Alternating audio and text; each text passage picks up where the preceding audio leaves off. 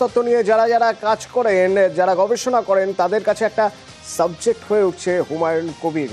মা বাবাকে খুন করে জেলে হুমায়ুন কবির। তো এই হুমায়ুন কবির প্রথম অনলাইনে ছুরি কিনে খুনের ছক কষে, পরে জানা গেল সঙ্গে সূচনা একটা কিছু দিয়েও খুন করার চেষ্টা করা হয়, যাতে মা বাবা বুঝতে না পারে তার জন্য সালোয়ার কামিজ পরেছিল বলে জানায়। নানাভাবে বিভ্রান্ত করার চেষ্টা করার পর এখন স্পিকটি নট, হুমায়ুন কোনো কথাই বলছে না।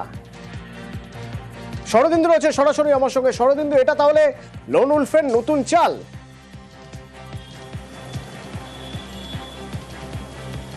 দেখো, মেমারি থানার পুলিশ 7 দিনের হেফাজতে নিয়েছিল তাকে, এবং হেফাজতে নেওয়ার পর থেকেই জানা যায় যে সে আর কোনো কথা বলবে না বলে জানিয়ে দেয়। মৌনব্রত নিয়েছে সে, 62 দিনের নাকি সে মৌনব্রত নিয়েছে, এবং যা কিছু প্রশ্ন তার মনোমতো প্রশ্নের সে লিখিত উত্তর দিচ্ছে, এবং যেসব প্রশ্ন তার মনোমতো হচ্ছে না সেগুলো ব্যক্তিগত জানিয়ে লিখিতভাবে উত্তর দিচ্ছে।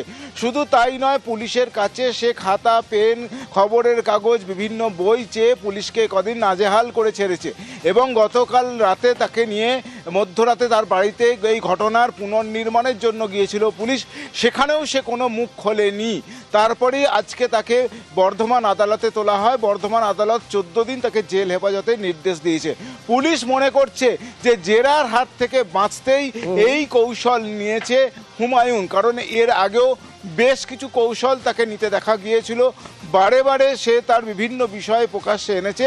এবার কিন্তু তার মৌনব্রতর মধ্য দিয়ে সে পুলিশের জেরা থেকে বাঁচতে চাইছে, এমনটাই মনে করছে পুলিশ। অতন, ধন্যবাদ।